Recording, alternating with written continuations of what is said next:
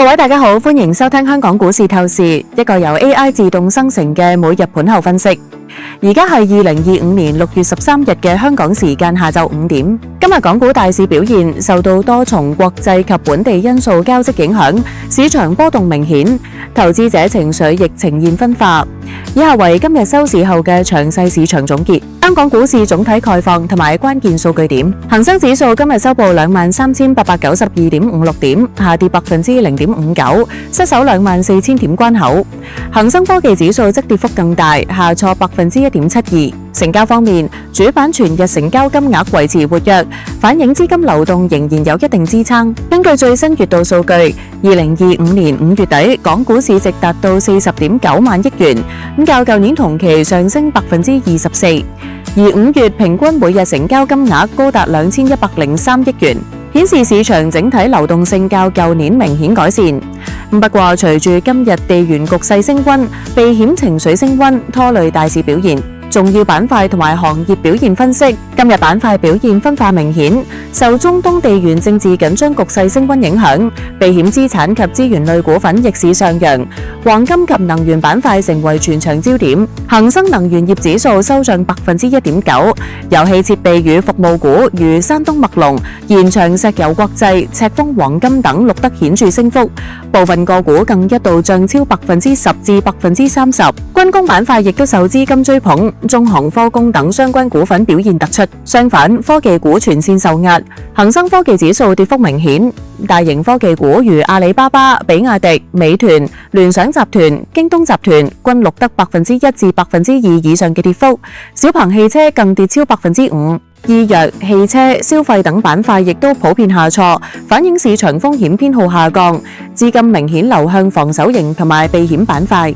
個股方面，趣致集團00917今日逆市創上市新高，最高見124.8蚊，收報123.8蚊，升2.74%。而多想雲06696亦都升4%，天宏文創08500更加錄得14.58%升幅，顯示部分新經濟小型股仍然獲資金追捧。主要市場驅動因素深度解讀，今日港股走弱，最主要嘅驅動因素為中東地緣政治局勢急劇升級，以色列對伊朗發動空襲，伊朗迅速反擊，導致市場避險情緒急升，資金湧向黃金、美元、美國國債等避險資產，推高相關資產價格，同時壓抑風險資產表現。原油價格因為供應鏈中斷憂慮而大幅上漲，直接帶動能源同埋資源板塊逆市做好。此外，外圍經濟數據及政策預期亦都影響市場情緒。美國最新通脹數據溫和，增強聯儲局減息預期，為地緣風險令資金短線偏向保守。中美貿易關係近期出現緩和跡象，雙方達成框架性協議並下調部分關稅，短線利好已經消化，對今日市場支持有限。本地方面，港股 IPO 市場持續火熱，2025年上半年 IPO 集資額已稱霸全球，全年有望達1600億元。AER1H 股企業赴港上市意願強烈，生物科技、健康、消費、工業等新經濟行業成為 IPO 主力。監管機構推出科企專線，進一步吸引高潛力科技公司來港上市，反映香港資本市場國際吸引力持續提升，長遠有利市場生態。投資者情緒同埋市場擔憂因素解釋，今日投資者情緒明顯偏向謹慎，避險情緒主導市場。中東局勢升級成為壓倒市場嘅短線主因。投資者普遍擔心，地緣衝突若果持續升級，將會進一步推高能源同埋大宗商品價格，增加全球通脹壓力，令到主要央行貨幣政策前景更趨不明朗。資本市場波動風險加劇。此外，港股長期仍然面對流動性不足、外資持續流出等結構性挑戰，外資持股比例自2019年高位下跌，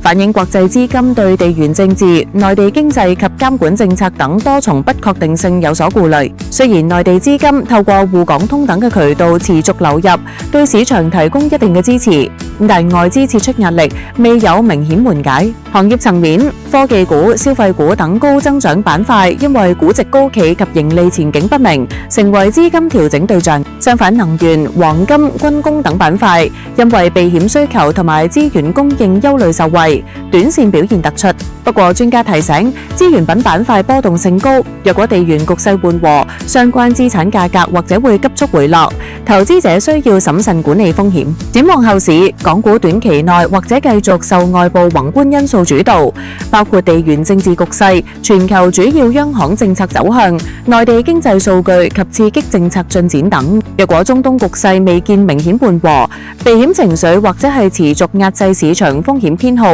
波動性有機會進一步加劇。長線而言，香港資本市場改革同埋 IPO 市場活躍，有助吸引新經濟企業，提升市場活力，但係需要持續關注流動性改善同埋外資信心回穩嘅進展。本節目內容由人工智能技術全自動生成，僅供資訊同埋教育目的，唔構成任何專業財務、投資或者法律建議。我哋致力於維持內容嘅誠實性同透明度，但係唔保證內容嘅完整性、及時性或者準確性。